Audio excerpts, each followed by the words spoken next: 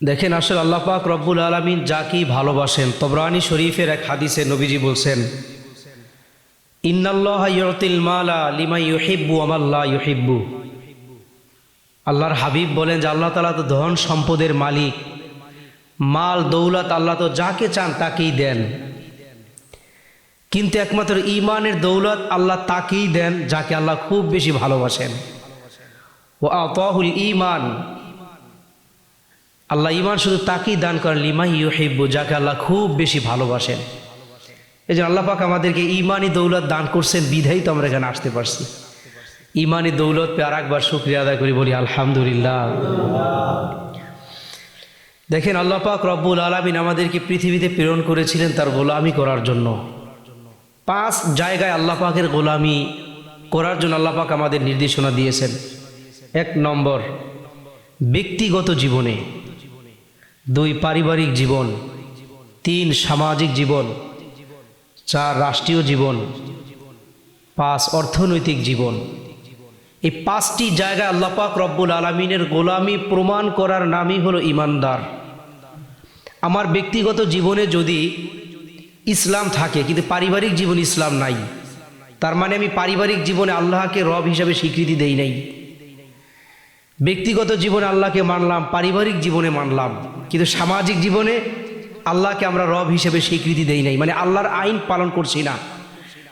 তার মানে সামাজিক জীবনে আমি আল্লাহকে রব হিসেবে স্বীকৃতি দেই নাই, সামাজিক জীবনেও আল্লাহকে মানলাম। রাষ্ট্রীয় জীবনে ভোটাভুটির বিষয়, সরকারের বিষয়, কিভাবে ইসলাম অনুযায়ী দেশ চলবে না গণতান্ত্রিক অনুযায়ী দেশ চলবে, এই ক্ষেত্রে আমি যদি আল্লাহ আল্লাহ রসুলের বিধানকে প্রাধান্য দেই, তাহলে রাষ্ট্রীয় জীবনেও আমি আল্লাহকে প্রাধান্য দিলাম। অর্থনৈতিক জীবন, হালাল খাওয়া হারাম খাওয়া, অর্থনৈতিক জীবনে যদি আল্লাহ আল্লাহ রসুলের বিধান অনুযায়ী আমি অর্থ ইনকাম করি, তাহলে অর্থনৈতিক জীবনে আমি আল্লাহকে এবং আল্লাহ রসুলকে প্রাধান্য দিলাম। তার মানে এই 5 জায়গায় আল্লাহ আল্লাহ রসুলকে প্রাধান্য দেওয়ার নাম হলো ঈমানদার। 5 জায়গার সব জায়গায় ইসলাম আছে, রাষ্ট্রীয় জীবন ইসলাম নাই, তার মানে সে একদিক থেকে আল্লাহ আল্লাহ রসুলকে সে যোগ্য মনে করে নাই। অর্থনৈতিক জীবনে যদি আল্লাহ আল্লাহ রসুলকে প্রাধান্য না দেওয়া হয়, তাহলে কি দাঁড়ায় যে অর্থনৈতিক জীবনে সে আল্লাহ আল্লাহ রসুলকে সে হয়তো যোগ্য মনে করে নাই। এরকম অনেক বিষয়গুলো থাকে যেগুলো প্রত্যক্ষ পরোক্ষভাবে বিভিন্ন দিকের ইঙ্গিত করে। যেমন আমাদের জীবন, কিভাবে আমাদের জীবন পরিচালিত হবে। আজকে 25 সাল শেষ হয়ে 26 সাল শুরু হওয়ার আর মাত্র কয়েকদিন বাকি। আজকে 26 ডিসেম্বর 25 সাল, আর মাত্র কয়েকদিন পরে এই বছর শেষ হয়ে নতুন বছর শুরু হবে। মানুষ নতুন বর্ষকে শুভেচ্ছা জানাতে গিয়ে মানুষ আল্লাহ আল্লাহ রসুলকে অনেক বেশি কষ্ট দেয়। দেখেন এই পহেলা যেই দিনটা, জানুয়ারি মাসের প্রথম যে দিন, 31শে ডিসেম্বর দিবাগত রাতকে, যেই রাতে পুরাতন বছর শেষ হয়ে নতুন বছরের আগমন ঘটে, এই রাতটাকে এবং এই দিনটাকে বলা হয় হলো 31st নাইট।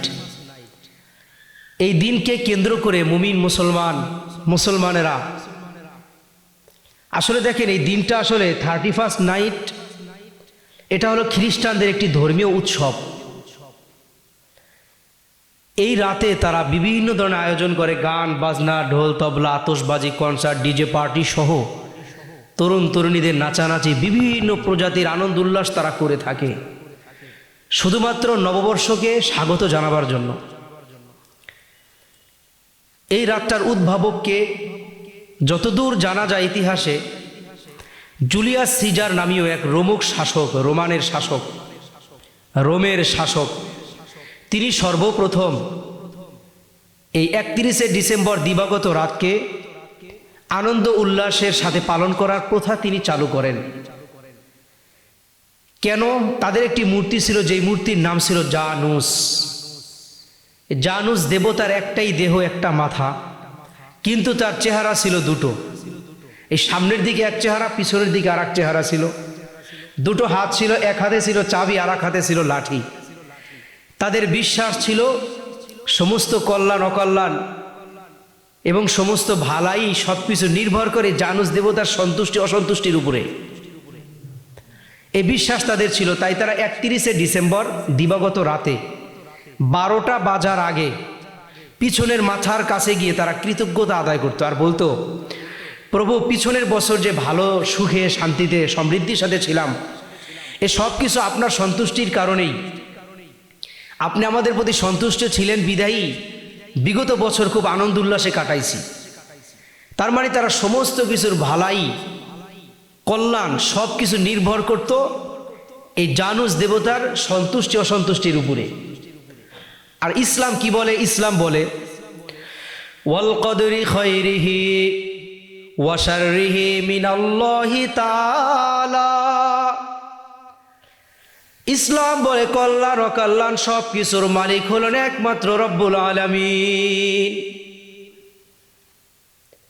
সুস্থ আছি সব আল্লাহর দান, অসুস্থ হয়েছি সবই আল্লাহর, টাকা পয়সা আছে তাও আল্লাহর, নেই তাও আল্লাহর, সন্তান দান করেছেন তাও আল্লাহ, সন্তান দুনিয়া থেকে নিয়ে গিয়েছেন তাও আল্লাহ, হায়াতের মালিক তিনি আল্লাহ, মৌতের মালিকও তিনি, আমার জীবনের মালিকও তিনি, মৌতের মালিকও তিনি। তার মানে ইসলাম বিশ্বাস দেয় কি, যে কল্যাণ অকল্যাণ সব কিছুর মালিক হলেন একমাত্র রব্বুল আলামিন। আর তাদের বিশ্বাস ছিল সমস্ত কল্যাণ অকল্যাণের মালিক ছিল এই জানুস দেবতা। অথচ কোনো কল্যাণ অকল্যাণের মালিক স্বয়ং রসুল নিজেও না। সূরা আরাফের 188 নম্বর আয়াত আল্লাহ বলেন, কুল, হে রসুল, আপনি তামাম দুনিয়ার আগত অনাগত সমস্ত মানুষকে জানিয়ে দেন, লা আমলিকু লিনাফসি নাফআন ওয়ালা দাররান ইল্লা মা শাআল্লাহ। হে রসুল, আপনি গোটা পৃথিবীবাসীকে জানিয়ে দেন, আমি রসুল তো এমন এক মহামানব যে আমি নিজের জন্য কোনো কল্যাণ অকল্যাণের কোনো কিছুই করার শক্তি রাখি না।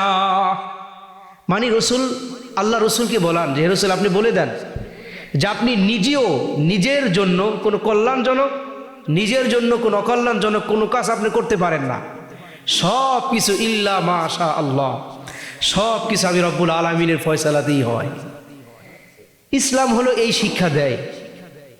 পীর বুজুর্গ আউলিয়া এরাও কোনো কল্যাণ অকল্যাণের শক্তি এরা রাখে না, এরা সুস্থ অসুস্থ করার মালিকানা এরা রাখে না। তবে এরা আল্লাহর কাছে দোয়া করতে পারেন, এদের নেক নজর আছে, এদের দোয়া আল্লাহ কবুল করেন। এদের প্রতি আমাদের বিশ্বাস কি যে পীর আউলিয়াগণ তারা আমাদের না এত বেশি গুনাহ তারা করেন না। আমরা যেরকম দেদারসে গুনাহ করি, পীর আউলিয়াগণ এরকম গুনাহ করেন না, এত বেশি গুনাহ করে না। কোনোটা করলে সেটা গোপন, সেটা তার ব্যাপার, আল্লাহর ব্যাপার। তো পীর আউলিয়াদের ব্যাপারে আমাদের এই বিশ্বাস, তারাও নিজেদের কল্যাণ অকল্যাণের শক্তি তারা রাখে না। हम वली मानते हैं लेकिन मुश्किल कुशा मानते नहीं, हम तो जायर उनके लेकिन हम वलद मांगते नहीं। পীর আউলিয়াদের ব্যাপার আমাদের বিশ্বাস হলো তারা কল্যাণ ও কল্যাণের মালিক নয়, বরঞ্চ তারা আল্লাহওয়ালা। তাদের কাছে আমরা দোয়া চাই, কিন্তু তারা বিপদ আপদ দূর করার শক্তি রাখে না। শুধু দোয়া চাই, তারা আল্লাহর কাছে বলেন, এতটুকু। তাদের কবরের পাশে গিয়ে আমরা জিয়ারত করি, কিন্তু কিছু চাই না। কেন? তারা দেওয়ারও শক্তি রাখে না। পীর আউলিয়াগণ কিছুই দেওয়ার শক্তি রাখে না। যে সমস্ত ভাইয়েরা কবরের কাছে গিয়ে কিছু চায়, সন্তান চায়, টাকা পর্থা অর্থদিদি ইত্যাদি চায়, এরা নিতান্তই ভুল করছে, শিরকি কাজ করছে। কিন্তু আমরা হক্কানি রব্বানি আল্লাহওয়ালাদের কবরের পাশে গিয়ে আমরা দোয়া করি, তাদের উসিলা দিয়ে দোয়া করা যায় যে আল্লাহ তার উসিলা করে আপনি আমার এই বিষয় কবুল করেন। এটা হতে পারে, কারণ নূর সে ভরপুর হয় জব আউলিয়া কি মারকদি, मोमकिन दिल और बत्ती हम जलाते ही नहीं। আউলিয়া কেরামের পাশে কবরে দাঁড়িয়ে আমরা আল্লাহর কাছে দোয়া করতে পারি, তাদের উসিলা দিয়ে দোয়া করা যায়, কিন্তু তাদের কাছে কিছুই চাওয়া যায় না। তারা কোনো কিছু দেওয়ার শক্তি সামর্থ্য তারা রাখেন না। এজন্য আমরা আউলিয়াদের কবরের পাশে গিয়ে শুধু জিয়ারত করি, কিন্তু মোমবাতি আমরা জ্বালাই না, সামিয়ানাও জ্বালাই না। এজন্য আল্লাহ আলাদের কবরের পাশে গিয়ে দোয়া করা যায়, জিয়ারত করা যায়, কিন্তু কিছুই তাদের কাছে চাওয়া যায় না। কেন? কোনো মানুষ কোনো কিছুর কল্যাণের অধিকারী রাখে না। কিন্তু খ্রিস্টানদের বিশ্বাস ছিল কি জানুস দেবতা সমস্ত কল্যাণ অকল্যাণের মালিক। এই হলো রাত 12টার আগ পর্যন্ত। যখন এই 12টা বাজত তখন তারা সামনের চেহারার কাছে আসতো। সামনের চেহারার কাছে সবাই এসে তারা প্রার্থনা করতো আর বলতো, প্রভু আপনি যদি খুশি থাকেন, আনন্দে থাকেন, তাহলে এই যেই বছর আসতেছে নতুন বছর আমাদের অনেক কল্যাণের সাথে কাটবে, আমাদের খুব স্বাচ্ছন্দ্যে কাটবে, সুখ সমৃদ্ধির সাথে আমরা কাটাতে পারবো। এই বলে তারা সেই চেহারার সামনে নাচানাচি, গান বাজনা, কনসার্ট, ডিজে পার্টি সহ বিভিন্ন ধরনের অনৈসলামিক কার্যকলাপগুলো তারা করত, যেহেতু এটা তাদের ধর্মীয় উৎসব। এই আয়োজন, এই জুলিয়াস সিজার কর্তৃক এই আয়োজন সর্বপ্রথম পালন করে কোন কোন রাষ্ট্র? সর্বপ্রথম পালন করে হলো ইতালি, স্পেন, ফ্রান্স, এছাড়া আরও যেসব রাষ্ট্রে খ্রিস্টান বেশি বসবাস করত সেই সব রাষ্ট্রে প্রথম পালন বেশি করে। এরপরে গ্রেট ব্রিটেন, তার মানে ইংল্যান্ড, স্কটল্যান্ড এবং ওয়েলস, এই 3 দেশ মিলে একটা দ্বীপ, এই দ্বীপটাকে বলা হয় হলো গ্রেট ব্রিটেন। এই দেশের মানুষ এরপর পালন করে। আর আমাদের বাংলাদেশের অবস্থা হলো, আমাদের বাংলাদেশে 90-র দশকে জুনিয়ররা সিনিয়রদেরকে নববর্ষের কাঠ উপহার দিত। ছোট ছোট এই পিকনিকের আয়োজন হতো বিভিন্ন গ্রামগঞ্জে, বিভিন্ন জায়গায় জায়গায়। ধনীদের মধ্যে কিছুটা আয়োজন হতো। এরপরে 2000 সনে সহস্রাব্দ পালনের উপলক্ষ করে ব্যাপক আকার ধারণ করে। এখন আমাদের দেশে এটার আকার অনেক ভয়ঙ্কর আকার ধারণ করছে।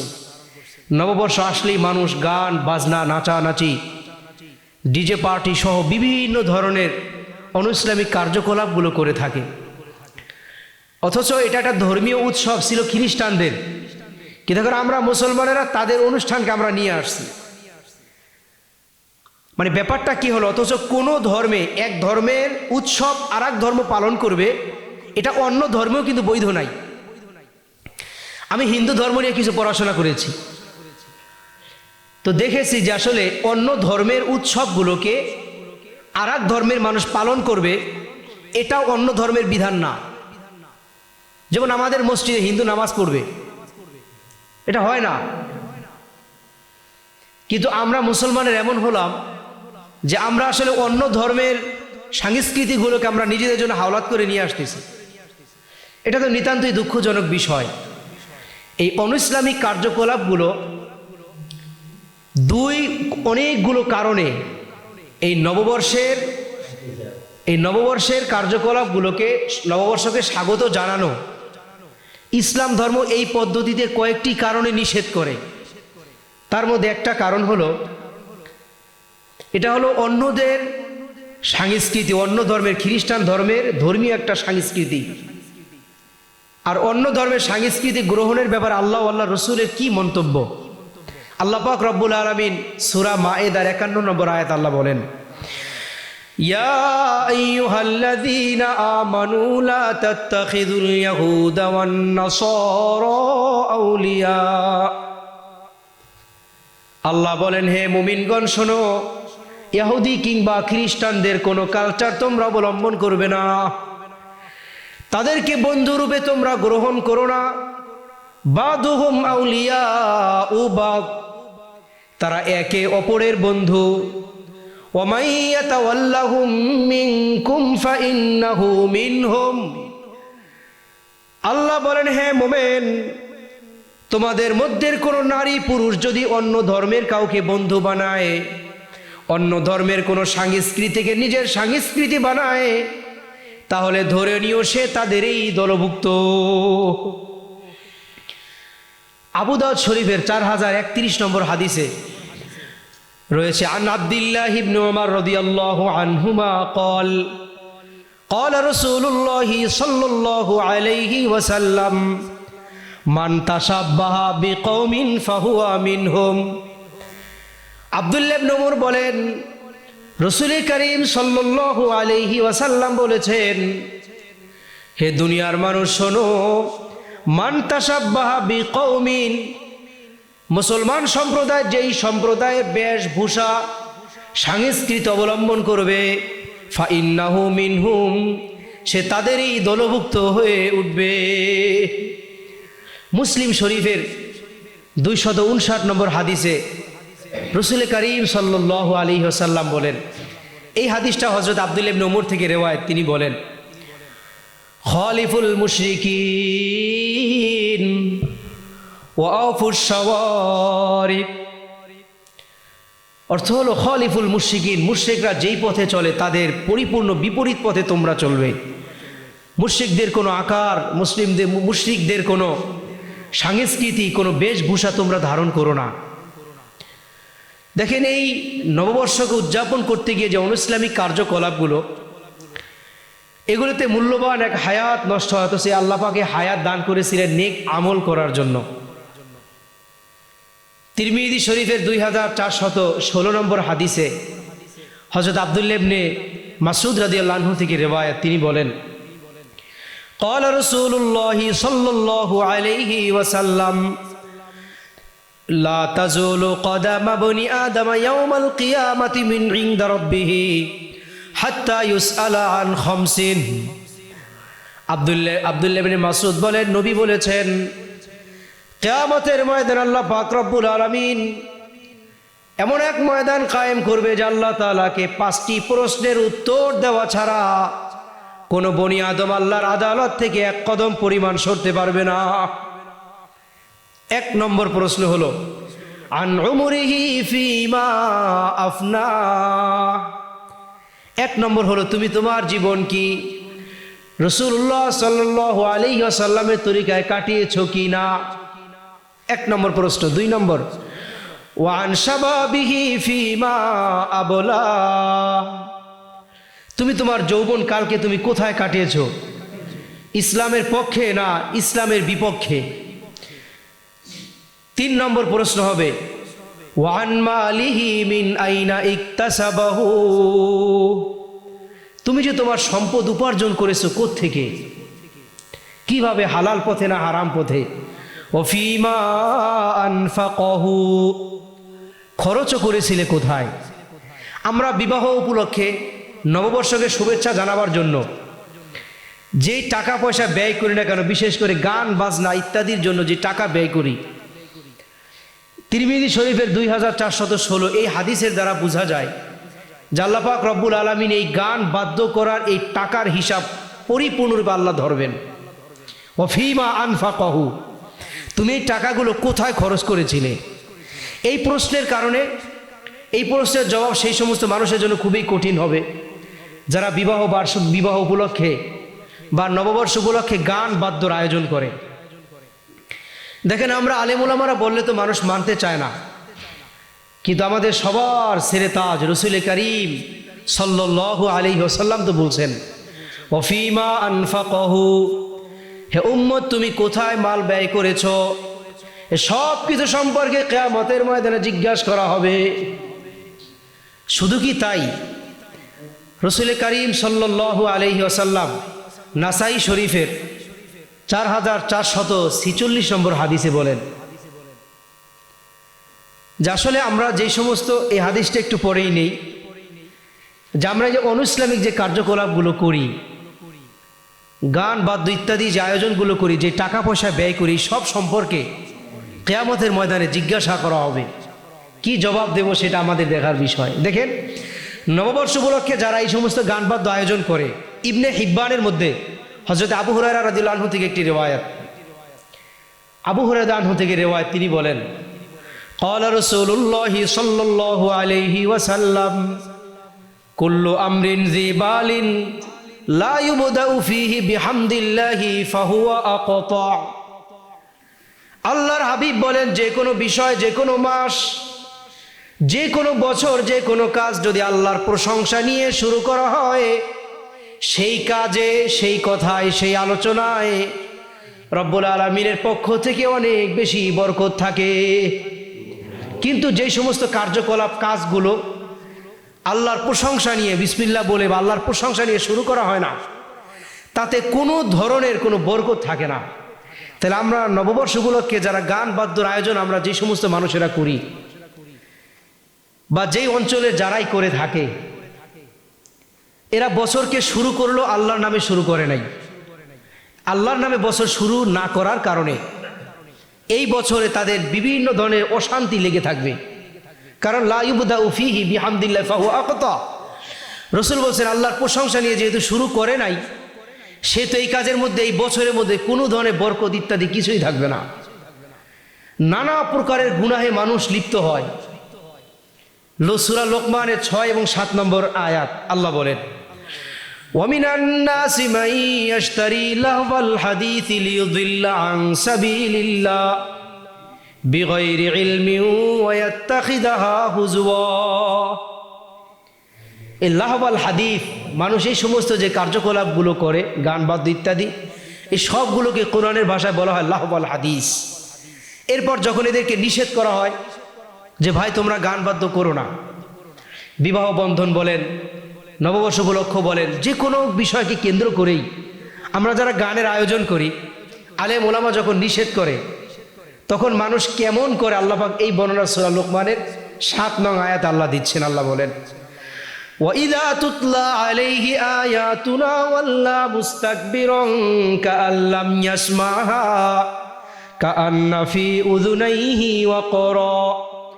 ওয়াইদা তুতলা আলাইহি আয়াতুনা, যখন তাদের সামনে আমার আয়াত পেশ করা হয়, আমার হুকুম পেশ করা হয় যে দেখো এই কাজ করা গুনাহের কাজ, এটা নেক কাজ, এটা অনইসলামিক, এটা ইসলামিক, তাদেরকে যখন সতর্ক করা হয় তখন কি করে? ওয়াল্লা মুস্তাকবিরান, তারা অহংকার প্রদর্শন করে ফিরে যায়, পৃষ্ঠ প্রদর্শন করে। কাআল্লাম ইয়াসমাহা, যেন তারা শোনেই নাই। কোরআন এবং হাদিসে কি বলছে? যেন সে শোনেই নাই। কাআন্না ফি উযুনাইহি ওয়াকরা, যেন সে কানের মধ্যে ছিপি, মানে কানের মধ্যে কিছু দিয়ে বা বন্ধ করে রাখছে, যেন কোরআন ও হাদিসের কোনো নির্দেশনা আমার কানের মধ্যে না ঢুকে।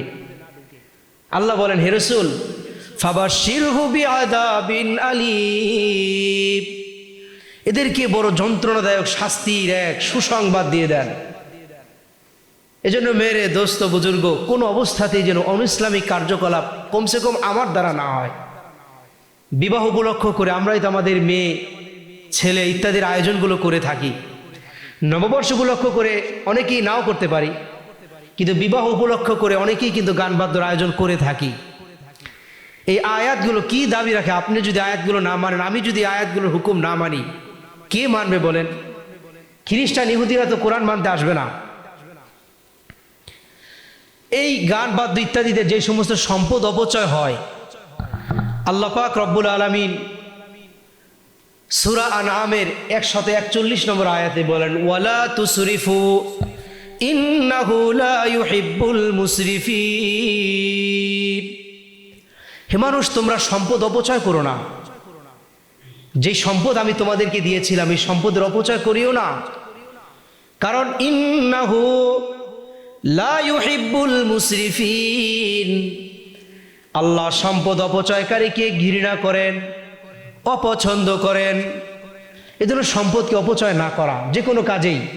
অন্য মানুষ গানের আয়োজন করবে, তো আমার কাছে কিছু টাকা চাইছে, বাস এদের মনোরঞ্জনের জন্য দিয়ে দিলাম না।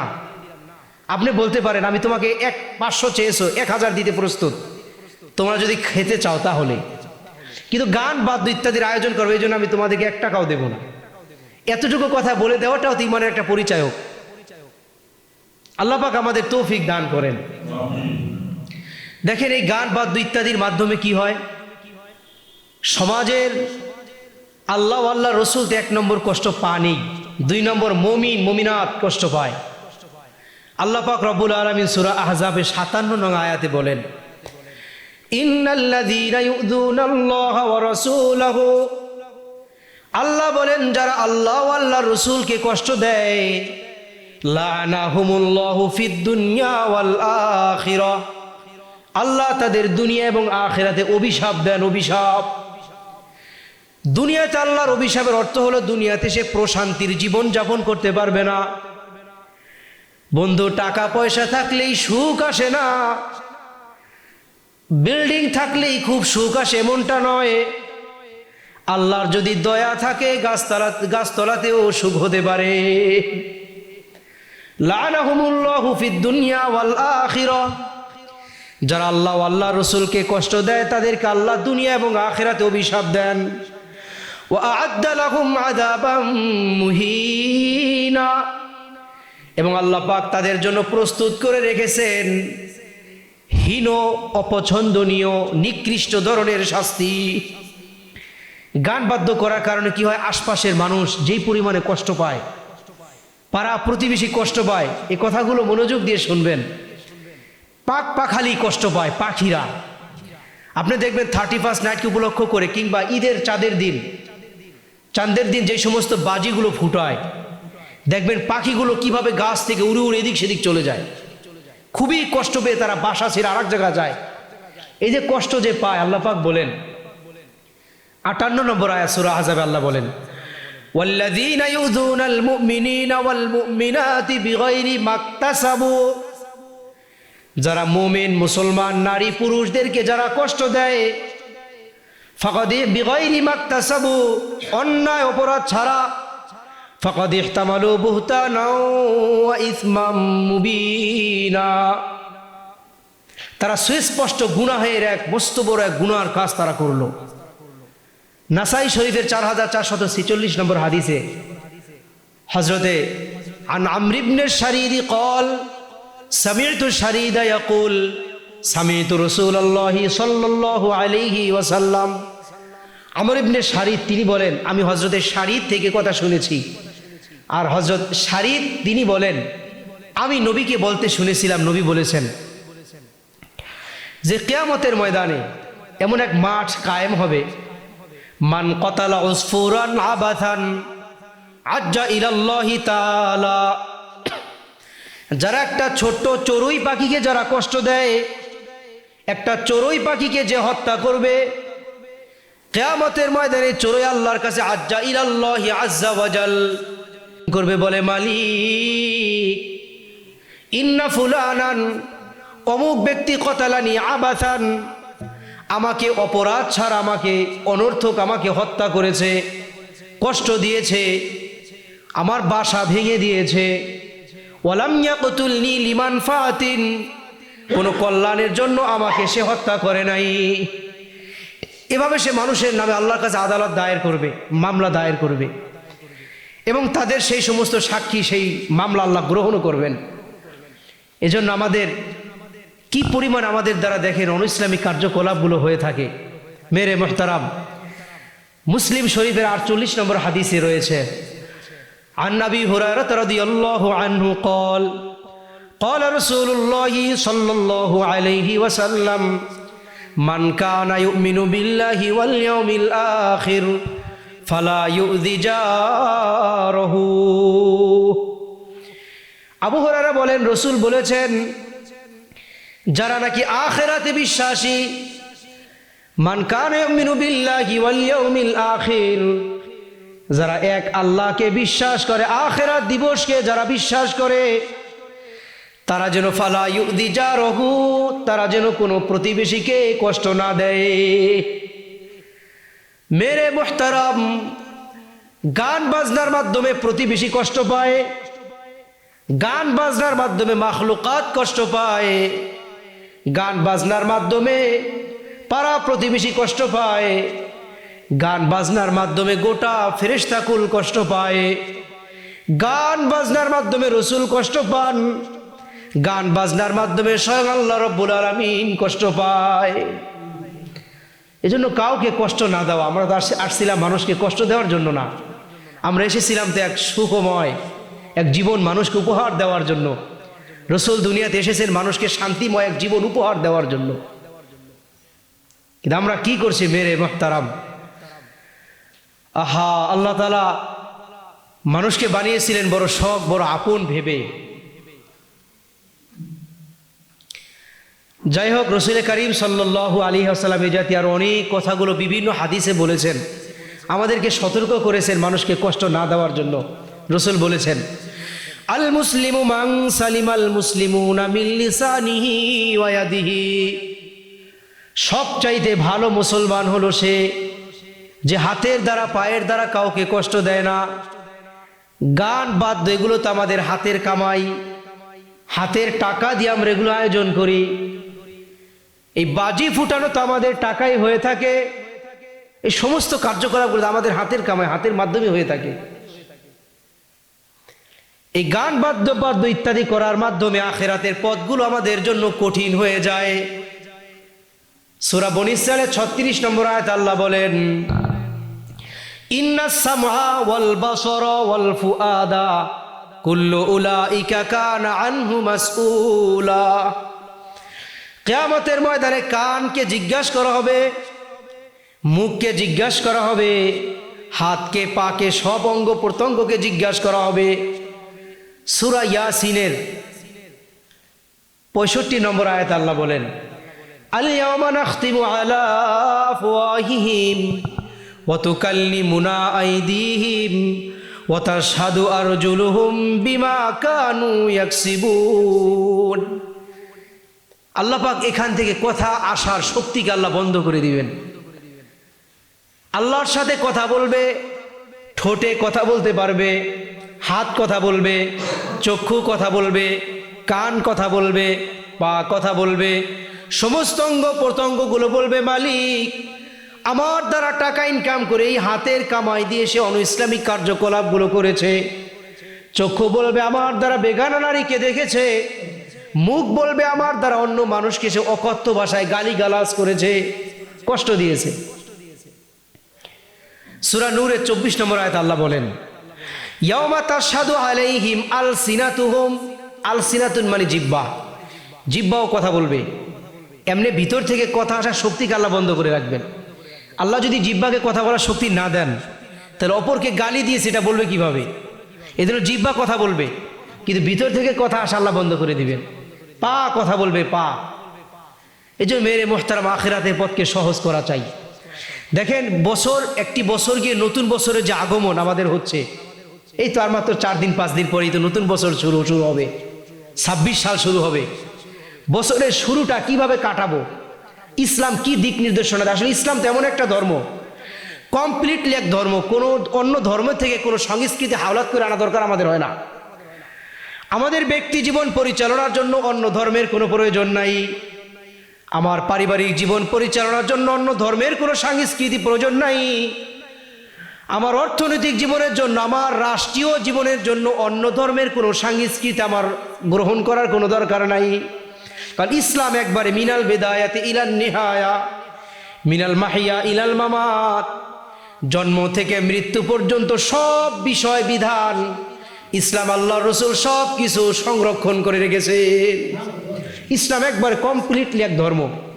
মাজমাউজ জাওয়ায়েদ ও মানবাউল ফাওয়ায়েদ লিল হাইসামি রহিমাহুল্লাহর কিতাব একটি 10 নম্বর খণ্ডে তিনি বলেন, সবচেয়ে বড় ইতিহাসবেত্তা ইসলামিক, আন আব্দুল্লাহ ইবনে হিশাম রহিমাহুল্লাহু তাআলা আনহু قال কানা আসহাবুন নবী সাল্লাল্লাহু আলাইহি ওয়াসাল্লাম।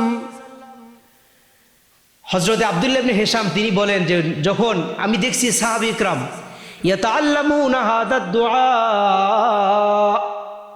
এই দোয়াটা তারা সবাই শিখতো। কখন? ইদা দাখালাতিস সানাতু আবিশ শাহরু, যখন নতুন বছর কিংবা নতুন মাস শুরু হতো বা নতুন বছর আসলে সাহাবীরা সবাই এই দোয়াটা পড়া শুরু করতো, একে অপরকে শিখাতো। আবার নতুন এক মাস গিয়ে আর এক মাস আসলে এই দোয়াটা পড়ানো শেখা শুরু করতো সবাই। দোয়াটা কি? আল্লাহুম্মা আদখিলহু আলাইনা বিল আমনি ওয়াল ঈমান ওয়াস সালামাতি ওয়াল ইসলাম ওয়া রিদওয়ানিম মিনার রহমান ওয়া জাওয়ারিম মিনাশ শাইতান। আব্দুল্লাহ ইবনে হিশাম বলেন, আমি সাহাবে একরামদেরকে দেখেছি যখন নতুন বছর কিংবা নতুন মাস আসতো তখন সাহাবে একরাম এই দোয়াটা পরস্পর শিখতেন, শেখাতেন। আল্লাহুম্মা আদখিলহু আলাইনা, আয় আল্লাহ আপনি এই বছরটাকে আমাদেরকে দান করেন নিরাপত্তার সাথে, ওয়াসসালামাতি, বড় ভালাইয়ের সাথে, ওয়াল ইসলামি ওয়াল ঈমান, ঈমান ও আমলের সাথে এই বছরটা আমাদের দান করেন। ওয়ারিদওয়ানিম মিনার রহমান, সারাটা বছর যেন রব্বে কারিমের সন্তুষ্টি লাভ করতে পারি। ওয়াজাওয়ারিম মিনাশ শাইতান, এবং শয়তানের প্ররোচনা থেকে যেন আল্লাহ আমাদেরকে বাঁচায় রাখে। এই দোয়াটা সবাই করতে থাকতো। এইভাবে আবেদন সাহাবে ইকরাম সবাই আল্লাহর কাছে নতুন মাস নতুন বছর আসলে এগুলো করতে থাকতেন। তা আমাদের তো অন্য ধর্ম থেকে আনা লাগে না। মেরে মুহতারাম, খুশি যদি করতেই হয় জানুস দেবতাকে নয়, খুশি যদি করতে হয় সেই রবকে খুশি করা দরকার, যেই রব আমাদেরকে হায়াত দান করেছেন, যেই রব দিন গিয়ে রাত আনেন, রাতকে সৃষ্টি করেছেন আবার দিনকে সৃষ্টি করেছেন, যেই রব দিন গিয়ে রাত আনেন আবার রাত গিয়ে দিন আনেন, এক মাস গিয়ে আর এক মাস আনেন, এক বছর গিয়ে আর এক বছর আনেন। খুশি যদি করাতেই হয় জানুস দেবতাকে নয়, খুশি যদি করাতে হয় সেই রব্বে কারিমকেই খুশি করা দরকার। সূরা আম্বিয়া 33 নম্বর আয়াতে আল্লাহ বলেন, وهو الذي خلق الليل والنهار والشمس والقمر كل في فلك يسبحون। এই রাত এবং দিনকে তো আমি রব সৃষ্টি করেছিলাম, এই সবগুলো আপন গতিধারায় চলমান। এজন্য খুশি যদি করতেই হয়, নতুন বছর আসলে খুশি করা দরকার যিনি নতুন বছর দান করেছেন। وهو الذي خلق الليل والنهار والشمس والقمر। দেখেন আল্লাহ পাক সূরা মুলকের 2 নম্বর আয়াতে আল্লাহ বলেন, الذي خلق الموت والحياة ليبلوكم। আল্লাহ বলে আমি তোমাদেরকে মউত দিয়েছি, আমি তোমাদেরকে হায়াত দান করেছি, এই সবগুলো দিয়েছিলাম লিয়াবলুয়াকুম আইয়ুকুম আহসানু আমালা, পরীক্ষা করার জন্য যে আমার আমল কে কত ভালোভাবে করতে পারো। কিন্তু বান্দা তুমি তো আমল পেয়ে সেই আমলগুলোকে তুমি অনইসলামিক পথে ব্যয় করতেছো। আল্লাহ দিয়েছিলেন হায়াত, আল্লাহ দিয়েছিলেন বছর, আল্লাহ দিয়েছেন মাস। বান্দা আমাদের সবাইকে আল্লাহ আমল করার জন্যই তো দান করেছিলেন। দেখেন সূরা ফুরকানের 62 নম্বর আয়াতে আল্লাহ বলেন, وهو الذي جعل الليل والنهار خلفة لمن أراد أن يذكر أو أراد شكورا। আল্লাহ বলে আমি রাতকে দিনের অনুগামী আবার দিনকে রাতের অনুগামী।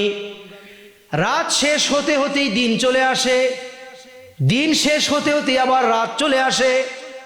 এই অনুগামী আমি করেছিলাম ওই সমস্ত বান্দাদের জন্য, লিমান আরাদা, যারা চায় আইয়াযাক্কারা। আমি তো দিন এবং রাতকে একটার একটার অনুগামী করে দিয়েছিলাম ওই বান্দাদের জন্য, আইয়াযাক্কারা, যারা উপদেশ গ্রহণ করতে চায়, আও আরাদা শুকুরা, অথবা যারা আমি রব্বে কারিমের শুকরিয়া আদায় করতে চায়, যারা আল্লাহ শুকরিয়া আদায় করতে চায় তাদের জন্য আল্লাহ অনুগামী করেছিলেন খিলফাতান। তবারি, তাফসিরে তবারির মধ্যে ইমাম তবারি রাহিমাহুল্লাহ লিখেছেন, হে দুনিয়ার মানুষ তোমরা চেয়ে চেয়ে দেখো, সুবে সাদেক একটা অংশ, এখানে ইবাদতের একটা সময়, তাহাজ্জুদের, সুবে সাদেকের আগে আগে তাহাজ্জুদ, সুবে সাদেকের সময় ফজর, সুবে সাদেক শেষ, তারপরে শুরু হয় ইশরাকের ওক্ত, আবার ইশরাকের পরে চলে আসে চাশতের ওক্ত। ইমাম তবারি রহমাতুল্লাহ লেখেন আল্লাহ আসলে এই খিলফাতান, এই পরিবর্তন, এগুলো এইবার সময় দিনকে আল্লাহ যেভাবে সাজিয়েছেন, ইশরাক গেলে চাশতে গেলে জোহর, জোহর গেলে আসর, আসর গেলে মাগরিব, এই একটা পর একটা যে সময় আসতে থাকে। এক বান্দা যেন যদি ইশরাক পড়তে না পারে, ইমাম তবারি রহমাতুল্লাহ তাফসিরে তবারিতে লিখেছেন যে ইশরাক পড়তে না পারে, আল্লাহ চায় সে যেন চাশতের আমলটা করে। যে চাষ পড়তে পারে না সে যেন জোহরের ওক্তে গিয়ে কোনো নফল পড়ে, জোহরের ওক্তে যেহেতু পারে নাই, আসরের সময় গিয়ে যেন সে সুন্নাতে জায়েদা বা নফল নামাজ পড়ে। বান্দার আমল যেন ভরপুর থাকে। আল্লাহ যেন সময়গুলোকে এইভাবে সাজাইছেন, কিন্তু আমরা তো এই আমলগুলো কিছুই করছি না মেরে মুখতারাম। আসলে আল্লাহ তাআলা তো আমাদেরকে দুনিয়াতে পাঠিয়েছেন নেক আমল করার জন্য। এজন্য আল্লাহ পাক রব্বুল আলামিন সূরা আনআমের 162-63 নম্বর আয়াত আল্লাহ বলেন, কুল ইন্না সলাতি ওয়া নুসুকি ওয়া মাহইয়ায়া ওয়া মামাতি লিল্লাহি রাব্বিল আলামিন। আমার বেঁচে থাকা, আমার মরে যাওয়া, আমার নামাজ, আমার জিকির, আমার ঘুম থেকে জাগ্রত হওয়া, আমার খাওয়া, আমার সব কিছু, এই সব কিছু হবে একমাত্র আল্লাহর জন্য। আমার বেঁচে থাকা আল্লাহর জন্য, আমার মরে যাওয়া আল্লাহর জন্য, আমার সব কিছু হবে একমাত্র রব্বে কারিমের জন্য। আল্লাহ তো এমন মুসলমান আমাদের বানিয়েছিলেন যে মুসলমান রাত্রিবেলায় দেখেন আমার রসুলের জীবন। রসুল যখন রাত্রে ঘুমাতে যাবেন, নবী আলাইহিস সালাম এইভাবে মাথাটা বালিশে রেখে নবীজি দোয়া করতেন, বিসমিল্লাহি ওয়াজাতু জামবি ওয়া বিকা রফাউহু ইন আমসাকতা নাফসি ফাগফির লাহা ওয়া ইন আরসালতাহা ফাহফাযহা বিমা তাহফাযু বিহি ইবাদাকা সালিহিন। নবী যখন বিছানায় যেতেন বালিশে মাথা রেখে দোয়া করতেন, হে মালিক রব্বি ইন্নী ওয়াজাতু জামবি, আমি আমার এই পার্শ্বটাকে আমি বিছানায় রাখলাম আপনার নামে। তার মানে মালিক আমি ঘুম যাই আপনাকে সাথে নিয়ে। ইন আমসাকতা নাফসাহু ইন আমসাকতা নাফসি, যদি আজ রাতে আপনি আমার মৃত্যু দিয়ে দেন, ফাগফির লাহা, আপনি আমাকে মাফ করে দিয়েন। আর ওয়া ইন আরসালতাহা, কালকে যদি আবার আমার জীবন আপনি ফিরিয়ে দেন, তাহলে ফাহফাযহা বিমা তাহফাযু বিহি ইবাদাকা সালিহিন, তাহলে আমাকে আল্লাহওয়ালা নেককার বান্দাদের মতো জীবন যাপন করার তৌফিক দান করিয়েন। এরপরে রসুল পড়তেন, আল্লাহুম্মা বিসমিল্লাহি আমুতু ওয়া আহইয়া, আল্লাহ আমি তোমাকে সাথী নিয়ে আমি রসুল ঘুমে গেলাম। রসুল আবার ঘুম থেকে জাগ্রত হতেন, হয়ে আবার রসুল এইভাবে চক্ষু মোড়াতেন আর বলতেন, আলহামদুলিল্লাহিল্লাযী আহইয়ানা বাদা মা মাতানা ওয়া ইলাইহিন নুশুর। মালিক আপনার তৌফিকেই তো আমি ঘুমিয়েছিলাম, প্রশংসা আপনারই করি যে আপনার তৌফিকে আমি আবার ঘুম নামিয়ে মউত থেকে জাগ্রত হলাম। ওয়া ইলাইহিন নুশুর, হে মালিক আমি আবার তোমার কাছেই ফিরে যাব। রসুল এইভাবে ঘুম থেকে উঠে আল্লাহর কাছে সুপর্দ হতেন। এরপর রসুল পড়তেন, লা ইলাহা ইল্লাল্লাহু ওয়াহদাহু লা শারীকা লাহ লাহুল মুলকু ওয়া লাহুল হামদু ওয়া হুয়া আলা কুল্লি শাইইন কাদির, সুবহানাল্লাহি ওয়াল হামদুলিল্লাহি ওয়া লা ইলাহা ইল্লাল্লাহু আল্লাহু আকবার আল্লাহুম্মা গফিরলি। নবী বলেন, কোন উম্মত যদি ঘুম থেকে জাগ্রত হয়ে এই দোয়াটা পড়ে, এরপরে পরে আল্লাহুম্মা গফিরলি, আয় আল্লাহ আপনি আমার গুনাহগুলো মাফ করে দেন, দোয়া পড়ার সঙ্গে সঙ্গে 40 বছর হোক, 60 বছর হোক, 80 বছর হোক, এমনকি 100 বছরের গুনাহগুলো আল্লাহ মাফ করে দেয়। এজন্য মেরে মোহতারাম, 1 বছর গিয়ে নতুন বছর আসছে, খুশি যদি করতেই হয় খ্রিস্টানদের মতো জানুস দেব তাকে নয়, খুশি যদি করতেই হয় খুশি করব তাকে যিনি আমাদেরকে হায়াত নামে এক দৌলত দান করেছেন। আল্লাহ পাক রব্বুল আলামিন আমাদের সকাল, আমাদের দুপুর, আমাদের রাত, আমাদের ঘুম, আমাদের বেঁচে থাকা, মরে যাওয়া সব আল্লাহ রসুলের তরিকা অনুযায়ী আল্লাহর জন্য হওয়ার তৌফিক দান করেন।